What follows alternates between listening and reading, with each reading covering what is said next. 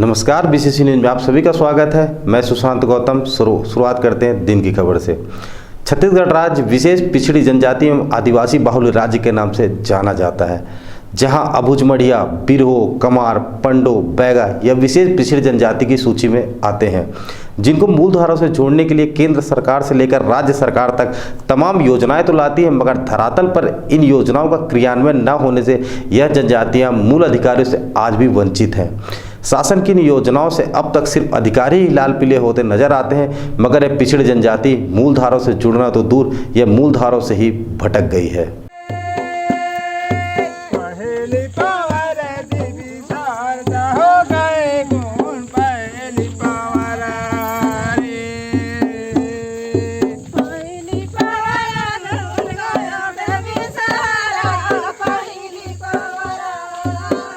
बैगाओं की योजनाओं के लिए तो बहुत सारी चीज़ें हैं, बट यहाँ नहीं मिल पाती है सर उतना।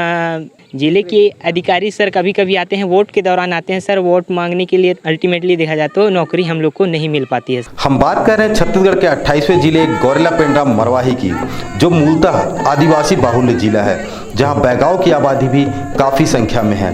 मगर छत्तीसगढ़ राज्य बनने के बाद से यह बैगा आदिवासी अपनी मूलभूत जरूरतों के लिए दफ्तरों के चक्कर काटते नजर आते हैं।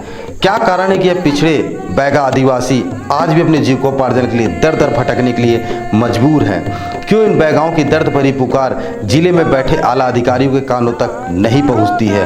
बैगा जनजाति राष्ट्रपति के दत्तक पुत्र हैं, मगर इनके हक और अधिकार के नाम पर आज अधिकारी ही लाभ उठा रहे हैं। यह खोखली योजनाएं भी भ्रष्टाचार की भेंट चढ़ चुकी हैं, चूँकि इनकी मॉनिटरिंग नहीं होती है।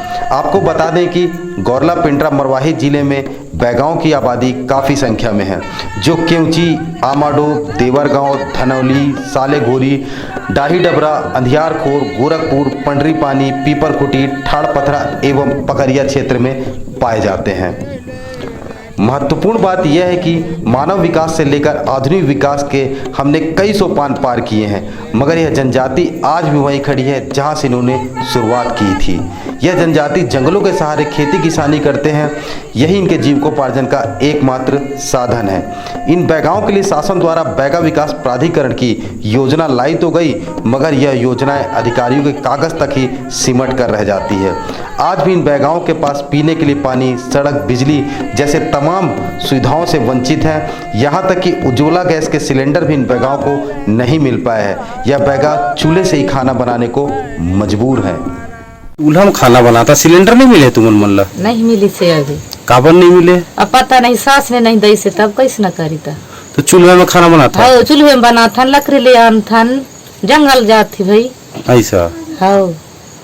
अब सवाल यह खड़ा होता है कि जब शासन और प्रशासन बैगाओं के विकास के लिए तमाम दावे करते हैं, तब ये दावे इन शासन और प्रशासन में बैठे आला अमले को मुँह चढ़ाते हुए नजर आते हैं। क्या कारण है कि इन बैगाओं की सुध लेने वाला कोई नहीं है? जाति प्रमाण पत्र से लेकर शिक्षा के लिए इन बैगाओं को बीहड़ जंगलों को पार करके कई किलोमीटर तक का सफर तय करके जाना पड़ता है, क्योंकि यह जंगली क्षेत्र है जहां वन्य प्रजातियों का भी खतरा बना रहता है। इसके बाद यह जंगलों को पार करके शिक्षा के लिए शहर आते हैं, और विडंबना कहिए कि जंगलों का घटाटोप अंधकार तमाम कोशिशों के बाद भी इनके हौसले को रोक ही लेता है और यह शिक्षा से वंचित हो जाते हैं। शिक्षा के लिए सर सबसे पहले मैं ये बोलना चाहूँगा कि हम लोग के निकट में ही कोई आवासीय विद्यालय होना चाहिए सर।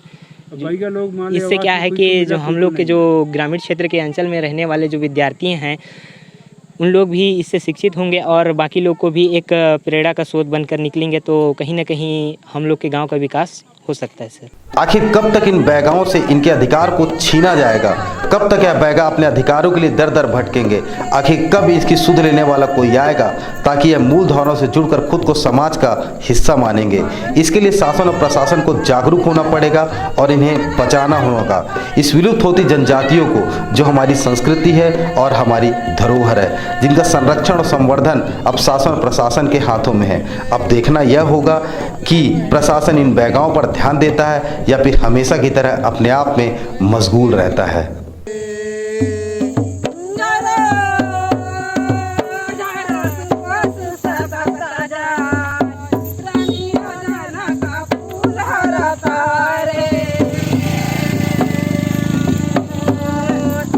Bye.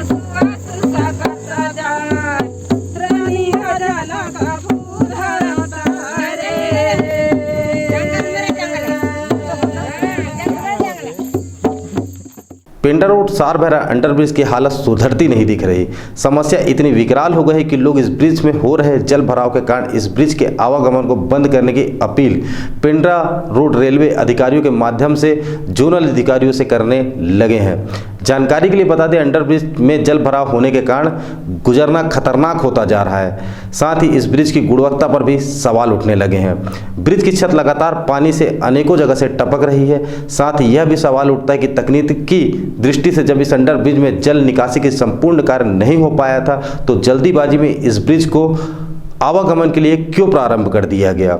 इस संदर्भ में पूर्व में भी समाचारों के माध्यम से और आम नागरिकों ने रेलवे और ब्रिज निर्माण कंपनी को इस समस्या से अवगत करा दिया था, किंतु आज तक इस समस्या को कोई गंभीर सुधार नहीं होता दिख रहा है। वहीं कटनी बिलासपुर रेलवे खंड के बढ़ते रेलवे यातायात को देखते हुए पेंडा रोड रेलवे स्टेशन के नज़दीक लगभग 3.50 करोड़ की लागत से इस ब्रिज का निर्माण कराया गया था, किंतु तकनीकी त्रुटियों के चलते आम नागरिकों को परेशानी होने लगी है।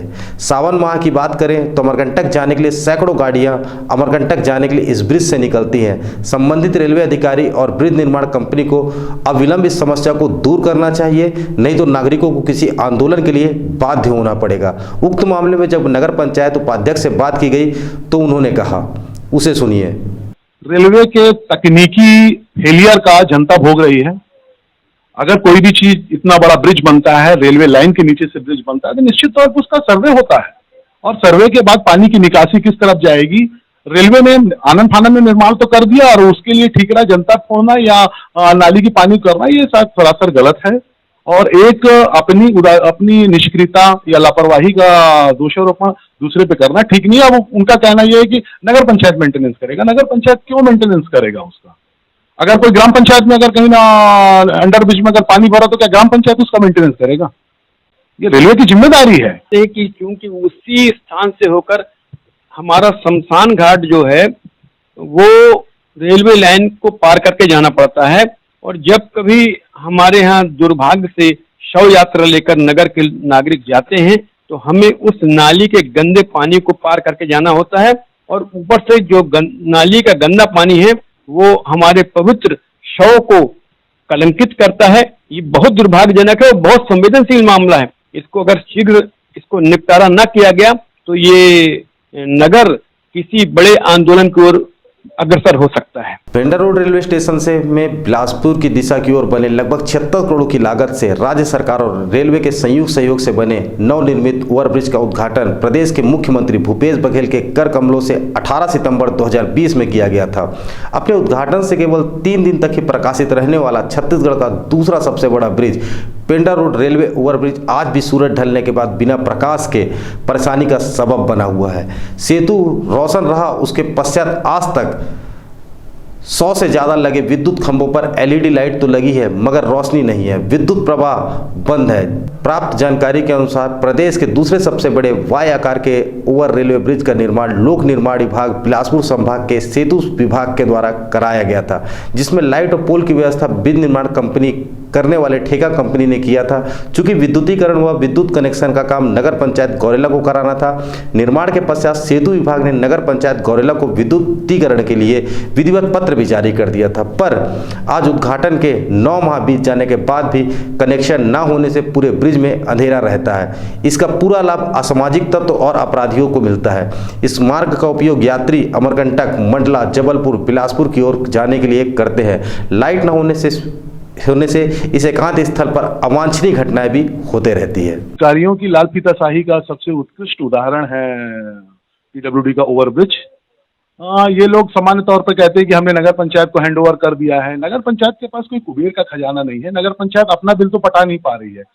अभी आप लोगों ने देखा होगा पेंड्रा और गौरला दोनों नगर पंचायतों में विद्युत कनेक्शन को काट दिया गया था और वाटर सप्लाई का कनेक्शन भी काटने की धमकी दी गई थी। वो पैसा तो प्रशासन पटा रहा। हम अपने कर्मचारियों को पैसा जनता के द्वारा जो टैक्स वसूला जाता है उससे दे रहे हैं, तो एक नई आफत हमारे ऊपर क्यों ला दी जा रही है? नगर पंचायत किस पैसे से उसका मरम्मत करेगी या मेंटेनेंस करेगी या लाइट जलाएगी उसका बिल का भुगतान कौन करेगा? इस विषय पे सोचना चाहिए। प्रशासन केवल अपनी जिम्मेदारी को दूसरे के ऊपर ढकेलने की तैयारी में है और केवल इसीलिए चूंकि निष्क्रिय जनप्रतिनिधि और निष्क्रिय गैर जिम्मेदार सरकारी तंत्र, इसलिए समस्या पैदा। मरवाही थाने में घटित धोखाधड़ी के अपराध में मरवाही पुलिस को सफलता मिली है, जिसमें पुलिस ने थाना मरवाही में पंजीबद्ध धारा 420 के प्रकरण में आरोपी रिंकू उर्फ प्रवीण शर्मा निवासी बेहट जिला ग्वालियर मध्य प्रदेश से गिरफ्तार किया है। दरअसल आरोपी रिंकू शर्मा के द्वारा महिलाओं के साथ अश्लील बातचीत कर धमकी देते हुए 16,500 रुपये गूगल के माध्यम से अपने खाते में ट्रांसफर कराकर धोखाधड़ी को अंजाम दिया था, जिसमें मरवाही पुलिस एवं साइबर सेल की संयुक्त टीम ने आरोपी रिंकू शर्मा को ट्रेस करते हुए ग्राम बेहट जिला ग्वालियर से गिरफ्तार कर आरोपी को कब्जे में प्रयुक्त मोबाइल के फोन एवं पासबुक जब्त कर न्यायिक रिमांड में भेज दिया है। रिंकू और प्रवीण शर्मा जो कि आरोपी है, उसके द्वारा उसके साथ दोस्ती करके छलपूर्वक उससे 16,500 रुपये गूगल पे के माध्यम से ले लिए गए थे और धोखाधड़ी करके उसके साथ में अश्लील उससे बातचीत करके फ़ोटो वीडियो बना के उसको ब्लैकमेल किया जा रहा था, जिस पर धारा 420 के तहत मरवाही थाने में FIR पंजीबद्ध की गई थी। आरोपी घटना के बाद से फरार था, उसकी पता तलाश की जा रही थी। मुखबिर से सूचना मिली कि अभी वह ग्वालियर में है, तो एक टीम बना करके भेजी गई थी। वो टीम ग्वालियर से उसको गिरफ्तार करके लेकर आए हैं। अभी उससे पूछताछ चल रही है और उसको जुडिशियल रिमांड में गिरफ्तार करके भेजा जाएगा। वही धोखाधड़ी का दूसरा मामला पेंड्रा पुलिस को धोखाधड़ी के मामले में भी बड़ी सफलता मिली है, जिसमें सातिर आरोपी विकास सोनी को पुलिस ने उत्तर प्रदेश के मथुरा से गिरफ्तार किया है। सातिर आरोपी विकास सोनी ने मनीष खुरोटे से 10 लाख रुपए बैंक में जमा करने के नाम से प्राप्त किया था, लेकिन उस 10 लाख रुपए को बैंक में जमा न करने के बजाय उसे स्वयं लेकर भाग गया एवं अपने मोबाइल को भी बंद कर दिया था। पेंड्रा पुलिस लगातार आरोपी की पतासाजी में लगी हुई थी, लेकिन 11 महीने के बाद तक सातिर आरोपी पेंड्रा पुलिस के हाथ नहीं आया। 11 महीने बाद पेंड्रा पुलिस को बड़ी सफलता मिली है, जिसमें पेंड्रा पुलिस एवं साइबर सेल की संयुक्त टीम ने आरोपी को ट्रेस कर उत्तर प्रदेश के मथुरा से गिरफ्तार कर लिया है। आरोपी इतना सातिर था कि वह अपना नाम बदलकर माधव सोनी के नाम से मथुरा में काम कर रहा था। उक्त आरोपी के ऊपर धारा 420, 406, 468 के तहत IPC की धारा पर अपराध पंजीबद्ध किया था। आरोपी विकास सोनी को पेंड्रा पुलिस ने रिमांड में लेकर धोखाधड़ी हुए रुपए को बरामद करने के लिए कार्रवाई कर रही है। पेंड्रा थाने में 420, 406 और 468 IPC के तहत एक FIR पंजीबद्ध की गई थी, जिसमें प्रार्थी मनीष कुरेठे के द्वारा रिपोर्ट दर्ज कराई गई थी कि लगभग 10 लाख रुपए उसके द्वारा उसके एक सहयोगी को दिया गया था बैंक में जमा करने के लिए। किंतु जो आरोपी है विकास उर्फ माधव सोनी, जो कि नाम बदल के अपना माधव रख लिया है उसने बैंक में पैसे जमा ना करके खुद उसको लेकर के फरार हो गया था। घटना के बाद से काफ़ी समय से आरोपी जो है वो फरार था और उसके अभी कुछ समय पहले मथुरा में रहने की सूचना प्राप्त हुई थी। पुलिस अधीक्षक महोदय के निर्देशन में एक विशेष टीम गठित करके मथुरा उसकी गिरफ्तारी हेतु भेजी गई थी, जहाँ पर उसी गिरफ्तारी की जाकर उसको आज जुडिशियल रिमांड में भेजा जा रहा है। आरोपी के द्वारा भी पूछताछ की जा रही है और उसके पैसे जहाँ भी उसने इन्वेस्ट किए हैं उसमें से कुछ मोबाइल वगैरह जब्त किए गए हैं और बाकी पूछताछ की जा रही है। एक तरफ जहां पुलिस प्रशासन अपने अपराधों को रोकने में नाकाम रहती है, वहीं कुछ थाने ऐसे भी हैं जहां आपराधिक घटनाओं को की रोकथाम के लिए पुलिस ने बेहतरीन मिसाल पेश की है। हम बात कर रहे हैं GPM जिले के गौरेला थाने की, जहां आपराधिक घटनाओं की अगर बात की जाए तो पिछले सत्र में मात्र 527 मामलों पर अपराध पंजीबद्ध किया गया था। वहीं 56 मामले अभी भी लंबित हैं। वहीं सत्र की शुरुआत में अब तक 43 मामले पंजीबद्ध किए जा चुके हैं। वहीं लंबित मामलों के लिए पुलिस कार्रवाई कर रही है। मामले यहाँ पे हर प्रकार के हैं, मिसलेनियस अपराध ज़्यादा हैं और पिछले साल 527 अपराध कुल टोटल दर्ज हुए थे, जिसमें से 55 अपराध पेंडिंग थे। इस बार अभी 43 अपराध दर्ज हो चुके हैं। गौरेला पुलिस थाना के सामने यातायात पुलिस विभाग के द्वारा वाहन चेकिंग अभियान चलाया जा रहा है, जिसमें मोटर व्हीकल नियम का पालन नहीं करने वालों पर चालानी कार्रवाई की जा रही है, जिसमें दोपहर तक मोटर व्हीकल एक्ट के तहत 19 चालान काटे गए। साथ ही यातायात विभाग के द्वारा चालान काटने के साथ ही लोगों को मोटर व्हीकल के नियम पालन करने की अपील भी की जा रही है। अभी तक वाहनों की चेकिंग के दौरान 19 वाहनों में खामियां पाई जाने से MB एक्ट के विभिन्न धाराओं के तहत 19 चालान अभी तक काटा है। अभी लगातार ये जारी रहेगी। आज की खबर में बस इतना ही। दीजिए मुझे इजाज़त। नमस्कार।